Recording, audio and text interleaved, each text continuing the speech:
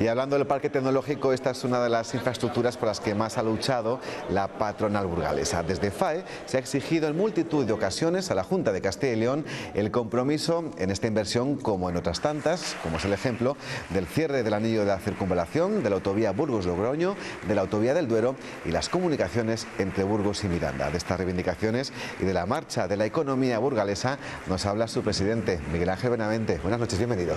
Muy buenas noches. Gracias por acompañarnos. Hombre, está a disposición. Ya ha visto nuestra noticia de portada, esa reunión de altura a la que hacíamos referencia, ese encuentro en la Moncloa entre la vicepresidenta Sara de Santamaría, entre otras autoridades del Ejecutivo de Rajoy, y Juan Vicente Herrera. Un paso más, ¿no?, en el diálogo para las ayudas a Campofrío y sus trabajadores. Bueno, yo creo que el ejemplo que se ha dado en la ciudad de Burgos y nuestros dirigentes, yo creo que es de 10, porque ante una catástrofe y una situación excepcional, yo creo que la respuesta ha sido excepcional, empezando por el empresario. Que aquí siempre que hablamos de empresas, detrás siempre hay un empresario, y creo que en este caso Pedro Balbé ha dado el ejemplo de lo que es un empresario. Y luego, bueno, pues todos los que la ciudad, nuestros gobernantes, empezando por nuestro propio alcalde, el presidente de la Junta, yo creo que ha sido un ejemplo de cómo se tiene que tratar una desgracia y una cosa excepcional. Y ante las cosas excepcionales, pues también las medidas tienen que ser excepcionales. Y por eso muchas veces parece como que algún colectivo siempre dice, bueno, es que no hay más que Campofrío, pero bueno, claro que sentimos el dolor de esas bajas que hay de empleo diarios, ¿no? Pero aquí lo que tratamos es de que lo que se ha perdido por un accidente se vuelva a recuperar, porque no olvidemos que si la fábrica se construye hay 150 millones de inversión, que eso también hay que tratar de que parte o mucho se produzca con empresas de Burgos. Y luego no olvidemos que es que Campofrío, dentro del sector de la agroalimentación, suponía el 13% de la industria agroalimentaria, con lo cual es un referente y un potencial que no podemos permitirnos perder. Pues esta reunión a la que hacía referencia esta tarde en Moncloa entre el presidente de la Junta Herrera y la vicepresidenta del Gobierno no ha sido la única importante del día, ya que Campofrío ya ha presentado en el Ayuntamiento de Burgos el proyecto de demolición de la fábrica del polígono industrial de Gamonal. El próximo martes, nos hemos enterado gracias al Diario de Burgos, va a comenzar el derribo de la planta incendiada y que tendrá una duración de 3 meses con un presupuesto de más de 1 millón de euros.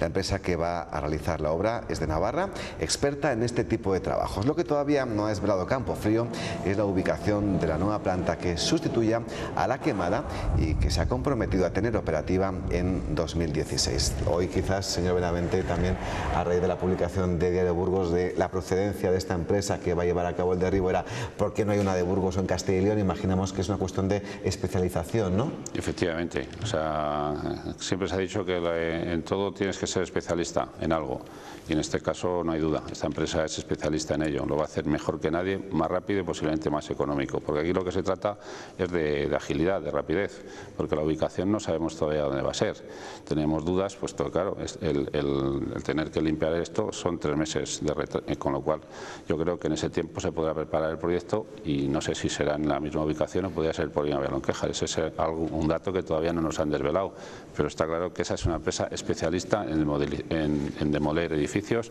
y yo creo que eso es acertado.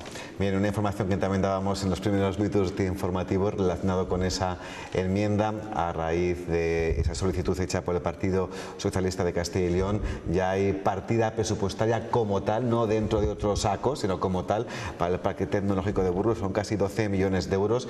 De alguna manera, aparte del esfuerzo del Partido Socialista, evidentemente el del Partido Popular para aprobarlo, también ven ustedes esa intervención, esa reivindicación y, por supuesto, ese desayuno privado que luego se hizo público de trabajo que tuvo usted y sus acólitos con el presidente Herrera. Hombre, ahí sí que ya hubo un compromiso de que había una partida presupuestaria para este ejercicio, ¿no? Y entonces, bueno, pues este ha sido desde luego el dislate en todas las cuestiones de tramitación administrativa, porque ha tenido, yo creo que todas. Yo creo que si hay que hacer un máster de cómo hay que no presentar los proyectos para que se agilicen, es el tema del parque tecnológico. Y bueno, ahí también le dijimos a nuestro querido presidente y al consejero Villanueva que bueno, pues que esperábamos que una vez que eso se pusiese en marcha, pues que luego confiábamos de que también se hiciesen su buen hacer y su buen saber para darle de contenido, porque claro, un parque tecnológico, si no le metes contenido con empresas de tecnología y con empresas pues muy relacionadas a lo que pueda ser Burgos, que ahora mismo pues industrialmente sabemos lo que es, pues tampoco tendría ningún sentido, ¿no? Y entonces, bueno, pues confiemos que toda esa demora, que en parte, bueno, pues igual ha sido menos el problema por esta situación de crisis, pues ahora recuperemos ese tiempo y que nos pongamos todos las pilas, como se suele decir, para hacer edificios y darle contenido, porque lo importante es contenido, y ahí en un parque tecnológico es que son de pequeños laboratorios, al final son empresas de I+D, entonces ahí es donde tiene cabida toda esta cantidad de jóvenes que tenemos, universitarios, que en estos momentos pues posiblemente no estén haciendo ni su actividad a la que han sido formados, y también algunos de ellos estén fuera de España y fuera de Burgos. Bueno, pues a ver si de esa parte la recuperamos para lo que han estudiado y lo que nos ha costado a los españoles, pues lo recuperemos con esta inversión de este parque. Está claro que el parque tecnológico es futuro, es avance, y desde luego que avanzar también va nuestro siguiente contenido, porque ha aprobado el tramo del AVE entre Venta de Baños y Burgos. El Ministerio de Fomento ha adjudicado el contrato por más de 6 millones de euros, más otros 8 en concepto de inversión de material. La actuación comprenderá 32 kilómetros, quedando pendientes otros 59, y el intercambiador de ancho en la estación de Burgos. El término AVE también ha estado en multitud de ocasiones en la boca del presidente de FAE, señor Benavente. Sí, pero lo que sí que es verdad, y cuando vino la ministra Ana Pastor aquí, la ministra dijo algo que igual sabíamos, pero que igual no nos dábamos cuenta. Dijo que el presupuesto de 2015 era el primer año que realmente su ministerio tenía dinero para invertir. O sea, que hasta ahora, los 3 años que llevaba ella como ministra, en ese departamento, se han dedicado a pagar facturas no contabilizadas. Con lo cual, ella fue la que dijo: este año nosotros garantizamos que este ministerio, su presupuesto es para invertir, para generar inversión. Y luego también dijo que, bueno, que ella consideraba o estimaba que podía ser el 2015 el año de finalización, pero que hablaba también y dejaba un poco el matiz de que en infraestructuras ferroviarias, así como en carreteras, los tiempos son como muy marcados y muy fáciles o muy relativamente fáciles de cumplir. En las infraestructuras ferroviarias podían suceder algunos problemas que podían retrasar, pero confiaban que el 2015 ese tramo que nos quedaba desde Valladolid a Burgos estuviera terminado, y sobre todo porque hay dinero, y cuando hay dinero pues se avanza, y eso yo creo que también hay que agradecérselo a la ministra, la claridad que tuvo cuando vino, y además cercana, a más no poder, natural, con lo cual pues salimos como muy satisfechos se nota que es de la tierra. O sea, cuando aquí algo tenemos los castellanos que creo que somos sinceros y muy cercanos, y además sabemos afrontar las cosas. Y también hay dinero para hacer frente a las devoluciones del céntimo sanitario, algo por lo que también ustedes han luchado mucho. No han conseguido su supresión, pero al menos sí su minimización, ¿no? Bueno, eso ya es un tema del Ministerio de Hacienda, y yo creo que, bueno, ahí los transportistas al final hicieron presión, incluso hubo una amenaza de huelga y, bueno, salió el dinero, ¿no? Repetimos el tema ya de nuestra comunidad. Yo creo que se vuelven a equivocar doblemente, y así se lo manifestamos con todo nuestro respeto al presidente cuando estuvo en ese desayuno. Se equivocan ahora doblemente, primero porque van a recaudar menos reduciéndolo, y segundo porque el efecto del céntimo sanitario va a ser el mismo. Mientras no desaparezca ese transporte que ya ahora está abasteciéndose en otras zonas, en concreto Álava, que el 35% de nuestros consumos que hemos perdido prácticamente los ha recuperado Álava. Mientras eso no desaparezca, eso no lo vamos a recuperar. Con lo cual yo creo que ahora se equivocan doblemente, porque la comunidad recauda menos y porque el efecto de consumo no se va a recuperar. Con lo cual creo que servirá ya este año para que vean que es así, y espero que de una vez lo eliminen para todo. Y hablando del céntimo sanitario, yo creo que también tendríamos que dar un toque a nuestras empresas o a nuestras empresas, o si quieres los suministradores de los combustibles. Sí, porque la rebaja en el coste no se repercute a nivel usuario, ¿no? Estamos en mínimos ahora mismo del precio del barril, y en cambio el precio tanto de la gasolina como el gasóleo no se reduce en esos porcentajes. Sabemos que hay una parte importante, son impuestos, pero yo creo que en estos momentos de disminución de la materia prima, como es el petróleo, se aprovecha para incrementar los márgenes o bien los refinadores o los consumidores, los intermediarios, tal. Con lo cual, pero al final, al consumidor final no le llega ese, y eso también hay que decirlo, o sea, porque en estos momentos, cuando la situación favorece al ciudadano de pie, pues yo creo que también es un precio de nuestros transportistas. No dejamos de ser menos competitivos y siempre lo de siempre, como se dice, en favor de un colectivo, y que eso es lo que hemos vivido otras veces, cuando un colectivo pues ha llevado al resto de la sociedad un poco con tirantez en beneficio de ellos solos. Sí, al hilo además de esta cuestión del precio del crudo y su escasa repercusión, ¿no?, en el consumidor final, ¿qué le parece esas declaraciones que hizo ayer el ministro de Industria, el señor Soria, diciendo, bueno, pues esto va a funcionar así, tenemos que ponerles más competencia, abrir más el mercado? Claro, pero el problema es que entre tres marcas que todos conocemos controlan más del 70% de la distribución de combustibles. Entonces, prácticamente no son monopolios, pero no deja de ser un monopolio encubierto. Entonces no hay competencia. Y claro, en la economía, cuando deja de ser liberal porque no hay competencia, pues al final se marcan los precios muy fácil, ¿no? Y eso es lo que está pasando, y alguien creo que debiera de poner, que sería pues posiblemente el Ministerio, a través de los órganos que tiene el Gobierno, como es el Tribunal de la Competencia, que yo creo que alguna sanción ya han recibido estas entidades, pero que yo creo que les produce poco daño, puesto que yo creo que el margen que manejan durante muchos años les compensa con creces cualquier sanción o cualquier multa que les puedan producir por falta, por eso. Es algo flagrante, totalmente de acuerdo, señor Benavente. Vamos a hablar de un asunto. A mí me consta que había mucha preocupación entre varios trabajadores de Castilla y León y por supuesto de Burgos, ¿no?, ante el desembarco en el grupo El Árbol por parte de ya sus compradores, que es el grupo Día. Y vamos a hablar de la asamblea de trabajadores de estos supermercados, porque en Burgos han llegado a un acuerdo con la dirección del grupo, lo que implica el cierre del supermercado de la calle Madrid y el despido de sus 10 empleados. Van a recibir una indemnización equivalente a 33 días por año trabajado, con un máximo de 18 mensualidades. La empresa se compromete a crear una bolsa de empleo que va a dar prioridad a estas personas en las contrataciones que se realicen durante el próximo año, y no habrá nuevos despidos colectivos en 10 meses. ¿Qué le parece este acuerdo que ha llegado a empresa y trabajadores, señor Benavente? Bueno, si los trabajadores están de acuerdo, es que creo que habrá sido beneficioso para ambas partes. Lo que a mí creo que el acuerdo de la compra del árbol por parte del Día, yo creo que igual no ha sido la mejor negociación, porque hay dudas sobre el empleo, hay dudas sobre los proveedores de Castilla y León, y yo creo que esas cosas habría un poco que haberlas disipado antes del acuerdo, ¿no? También es verdad que claro, que el árbol pues era un sector en el que no tenía suficiente tamaño para ser competitivo, puesto que aquí sí que el volumen importa mucho.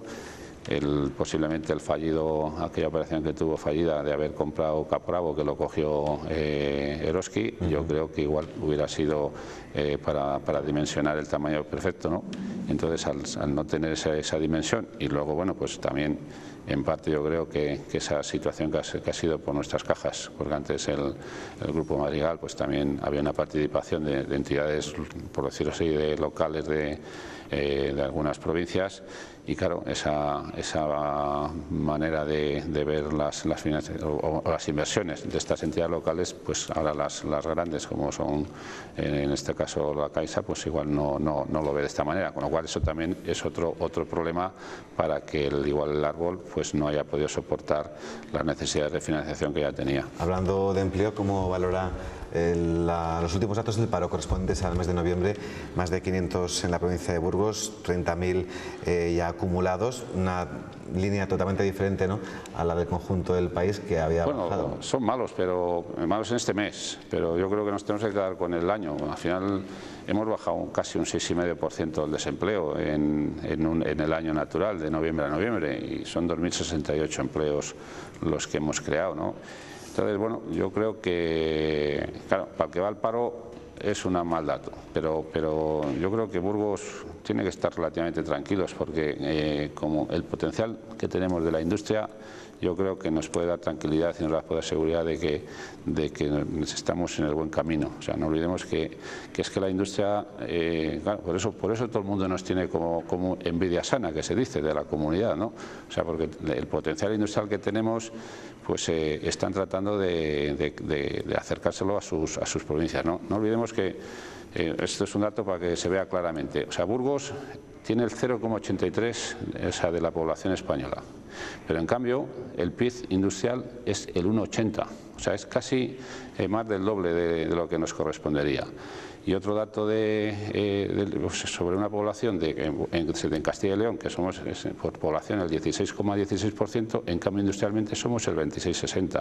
Y otro dato importante es que la industria de Castilla y León ocupa el 29% de los trabajadores de toda la industria de la región y da empleo a 35.700 personas, que es el 60% de toda la industria de Burgos. Con lo cual, claro, estas cifras son contundentes, y entonces esto es lo que da seguridad y lo que da tranquilidad, que la economía burgalesa, pues a poquito que se mantenga, va a ir a más. Pues vamos a compartir, señor Benavente, estas cifras con mis colaboradores de hoy jueves, a ver si ellos también tienen la misma sensación. Hoy nos acompaña el vicerrector de estudiantes de la Universidad de Burgos, René Payo. Bienvenido, buenas noches. Buenas noches. También la periodista Ángeles Dobarco. Ángeles, ¿cómo estás? Buenas noches. Buenas noches. Y el abogado José Antonio López Rodríguez. José Antonio, buenas noches y bienvenido. Buenas noches. Compartís mismamente, José Antonio, sí, estos datos y este optimismo, entre comillas, del presidente de la Los datos, no sé si son macroeconómicos o son datos concretos. No, estos son reales. Son datos reales. Son datos reales. Estos son esperanzadores cuando menos. Pero sí que me gustaría hacer una pregunta. ¿Qué medidas dinamizadoras propondría usted para evitar pues estos datos peyorativos que hemos visto de 30.000 empleados, 30.000 parados y 500 más, has dicho? 540 y pico más. 540 y pico este mes. Si la tarifa plana, si las consolidaciones de seguridad social a efectos de despidos, o sea que cada trabajador al ir trabajando contribuyese a crear una bolsa que pudiese ser empleada para su despido posteriormente. Bueno, no olvidemos que en estos momentos las empresas vienen de una situación complicada, o sea, y entonces a la hora de generar empleo todo el mundo va con mucha cautela, porque claro, lo que yo siempre he manifestado es que nadie tiene su cartera de pedidos asegurada. Entonces las empresas lo que tienen mucho miedo es a no poder hacer frente a los costes del despido, porque los empresarios por lo general, todo el mundo es cumplidor con sus obligaciones. Y entonces yo también he manifestado muchas veces que esta crisis ha servido para posicionarnos a todos y ser más conscientes de lo que había, que es que cuando una empresa tenía un problema, parece que no importaba los que se quedaban dentro, solo importaba que los que tenían que irse saliesen lo mejor posible. Y muchas veces ese salir lo mejor posible era tantísimo el esfuerzo que tenía que hacer la empresa para salir, para cumplir con esos requisitos, que a la empresa la dejaba tocada y muerta. Y entonces, como siempre yo he dicho, una empresa abierta por muy pequeña que tenga que reducirse, siempre tiene posibilidad de crecer en el momento que el viento sople de cola, ¿no? Bueno, y entonces esto es lo que está sucediendo. Entonces, en estos momentos, ahora mismo, para la industria yo creo que ya está más o menos posicionada. Cierto es que había una parte importante, que era el 10% del PIB español, que era la construcción, que eso no lo vamos a recuperar. Y eso era un millón de trabajadores en España, ¿no? Y a Burgos pues, corresponderían pues, lo que fuesen 10.000, ¿no? Bueno, pues esa parte no la vamos a recuperar, pero sí que tenemos que empezar a fomentar igual el consumo interno, que eso sí creo que se va a empezar con estas reformas que hemos tenido o que vamos a tener cara al año que viene, esas reformas fiscales, que al final es un poquito más de dinero que vamos a tener en nuestros bolsillos, porque el día a día va a ser así, con la rebaja del IRPF, y luego los bienes de equipo, que eso sí que se están empezando a notar, que empieza a haber ya consumo de bienes de equipo, y eso también trae consiguientemente pues, que va a haber más actividad, ¿no? Entonces yo creo que esas dos cuestiones yo creo que marcan un poco la sensación y luego no olvidemos que para el año que viene España tiene unas previsiones de crecimiento de 2 puntos, y con 2 puntos vamos a generar mucho empleo, o sea que en ese aspecto yo creo que vamos a creernos al gobierno, porque lo tenemos que creer por 2 razones. Primero, porque hemos hecho muchísimos esfuerzos todos los españoles, todos los que hemos trabajado y los que estamos ahí y los que están sin poder trabajar, hemos hecho un grandísimo esfuerzo para conseguir salir de esta situación, y yo creo que es que tenemos la memoria frágil y no nos acordamos de lo que hemos pasado, que claro, ahora hablamos de la prima de riesgo de 100 y poco y nadie le da importancia, y gracias, cuando era casi 600 todos hablábamos de la prima sin saber lo que era, ¿no? O cuando era 300 y pico. O 300 y pico, y claro, entonces ahora eso parece que tiene que ser lo normal. Bueno, pues esos esfuerzos... Sí, pero también hay Miguel Ángel que le aprovecha políticamente y dice que total, que la prima esté más baja no significa nada, ¿no? También, bueno, pues que la prima esté más baja supone que el gobierno español se va a ahorrar pues posiblemente más de 30.000 millones en pagar intereses. Es lo que trasladamos a la economía doméstica. Cada uno tenemos nuestra hipoteca, pues no es lo mismo pagar la hipoteca al 1% que pagarla al 6%. Si te ahorras ese dinero, lo utilizarás pues para otras cosas, ¿no? Pues para darte un capricho que de otra manera no podías. Bueno, pues el gobierno lo podrá utilizar para generar, bueno, pues la inversión que estamos hablando del AVE, el otro, en fin, yo creo que, y eso al final es dinero que está en la calle, y cuando hay dinero en la calle se genera economía. No está de más imprimir optimismo al ámbito económico, aunque sea, como bien apuntaba José Antonio, más lo macro que la micro, ¿no? La micro se demuestra después. Sí, pero cuando la macro funciona, a la micro llega. Le llega, más tarde, pero llega. Ángeles. ¿Existe una política industrial en Castilla y León? Yo entiendo que existe. Lo que pasa que desde aquí de Burgos yo ya me estoy cansando un poco de ser el Pepito Grillo de aquí. O sea, yo siempre he dicho que alguien de la ciudad tendría que preguntar, porque al final la política industrial somos una comunidad y queramos que no, la capital de la comunidad está en Valladolid. Ahí están todas las consejerías. Y el que quiere invertir, lo primero que va a preguntar es allí, ¿no? Entonces, yo una pregunta que llevo haciéndome mucho tiempo es: ¿cuántas empresas de fuera o de donde sea se han dirigido a los correspondientes responsables de que querían invertir? ¿Cuántas han materializado esa inversión? Y esas que han materializado esa inversión, ¿dónde han ido? Yo simplemente es una pregunta que llevo haciéndome muchas veces. Cierto. Y que no tengo esa respuesta. ¿Se está potenciando el eje Palencia, Venta de Baños, más que el Burgos? No, lo que pasa es que no olvidemos que, claro, Renault está entre Valladolid y Palencia. Y si yo soy Renault, pues está claro que digo, yo quiero tener mis proveedores. Hablamos de los parques de proveedores. A mi vera, ¿no? Entonces esto es lógico. Eso que puede ser una amenaza para Burgos, con todo lo que digan, que somos provincianos y que somos no sé qué, vale, que no lo digan, pero es real, O sea, porque de hecho ya el otro día salía la noticia de que va a haber una empresa francesa que se va a implantar en ese parque de allí, ¿no? En el parque de proveedores. Bueno, pues si no estuviese ese parque de proveedores, pues no lo sé, igual se podría haber implantado en Burgos, por decir algo, pero claro, o sea, yo como Renault, claro que haría lo mismo, pero lo que luego hay que ver es decir, bueno, es que 100 kilómetros se considera un radio de operativo para cualquier empresa del automóvil, ¿no? Lo que pasa es que, bueno, pues esto a corto plazo no va a ser un problema, pero a medio, cuando vengan nuevos proyectos, yo estoy convencido que perderemos potencial aquí, porque de alguna manera nos exigirán de que algunos se aproxime allí.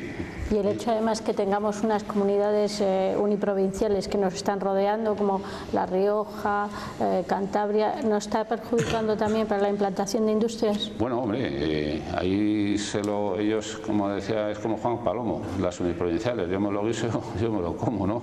Aquí en cambio hay que repartir la caridad entre 9 y entonces eso es más complicado.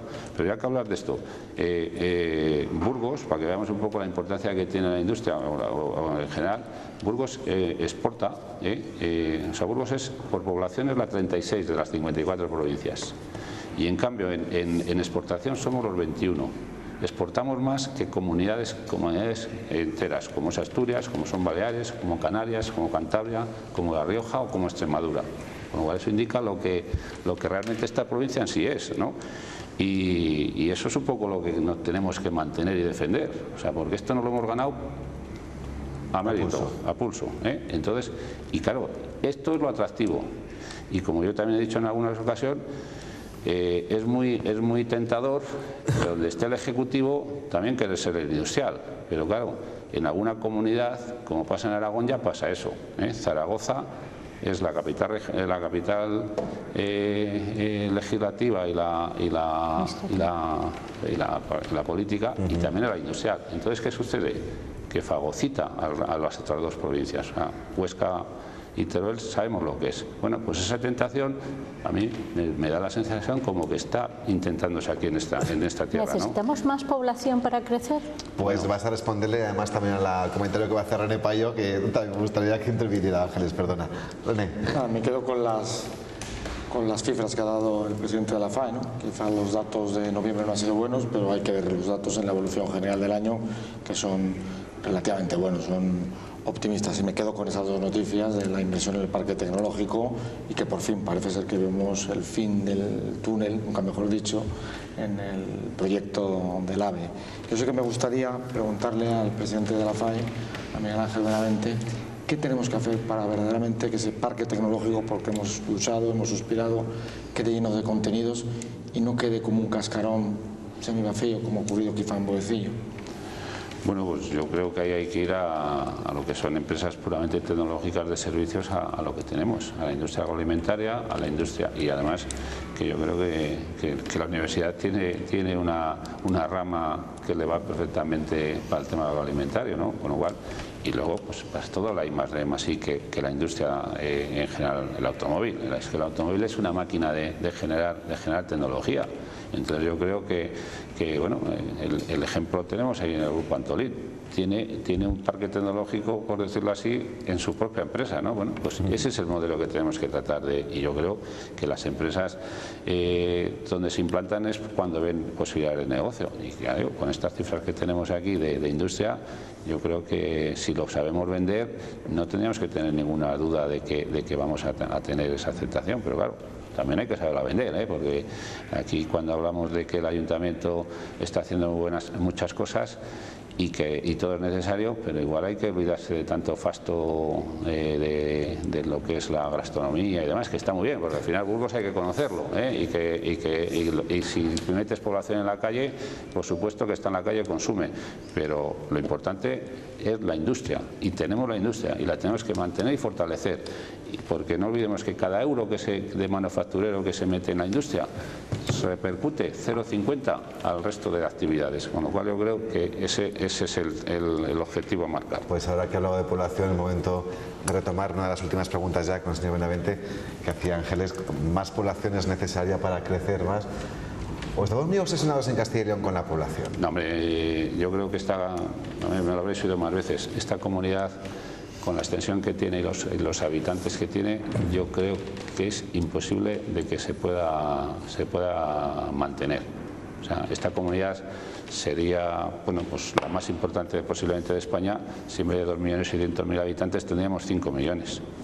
Pero solamente con la extensión que tenemos, los kilómetros, el costo, es que nosotros tenemos mucho costo simplemente de educación, porque hay que mover a los niños, hay que moverles por toda la comunidad, temas de sanidad, el mantenimiento de las carreteras. Ese coste es imposible en una comunidad como la nuestra, 98.000 kilómetros cuadrados, me parece que son, con 2.600.000 habitantes. Eso, bueno, pues en su día se hizo esta comunidad, no sé quién fue el que lo decidió, pero yo creo que eso es un error de partida y eso lo vamos a pagar siempre, claro, porque el dinero no sale, si lo pudiésemos plantar y luego regarlo y tal y saliera solo, pues bien, pero eso no es así. El caso es que hablar de FAE es hablar de ayuda a la pequeña y a la mediana empresa.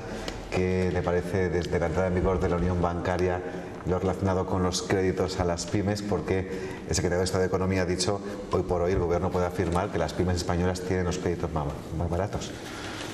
Bueno, cierto es que ahora mismo todas las entidades de crédito están en la calle ofreciendo dinero, ¿eh? Eso es verdad. Y además, como siempre hemos dicho, las entidades financieras, su negocio es coger dinero a lo más barato posible y venderlo lo más caro que puedan, o dentro de un mercado razonable. En España hemos perdido un poco el concepto de los céntimos y durante un tiempo yo creo que la situación de las entidades financieras, yo creo que ha sido un poco hasta, entre comillas, un poco de usura, porque cuando estás hablando que tú como impositor te están pagando un 0,7, un 0,8 y gracias por el dinero que tú depositas allí y que vas a pedir un crédito y que sí, como el dinero está muy barato, te van a pedir un 5, pues dices, bueno, pero es que si haces la comparativa del 0,8 o del 1% al 5, estás hablando de un 500% de margen. Ya nos gustaría a cualquiera que fabriquemos cualquier cosa vender con un margen del 500%. Entonces, ese concepto lo hemos perdido.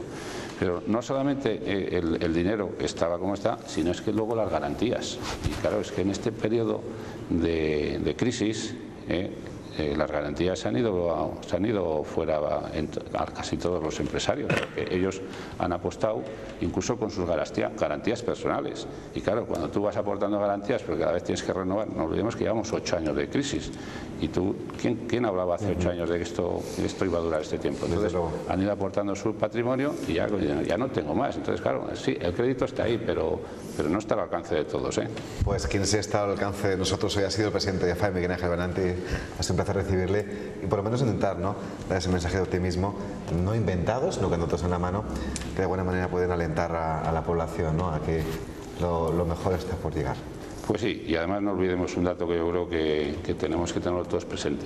Cuando en España recibimos casi 60 millones de habitantes, será por algo, ¿no? Entonces los que vivimos aquí, creo que somos los primeros que tenemos que saber disfrutar de lo que tenemos y a tratar de hacerlo que cada vez sea más atractivo. Dicho que te gracias, señor Benavente, un placer. Continuamos nuestra mesa de actualidad.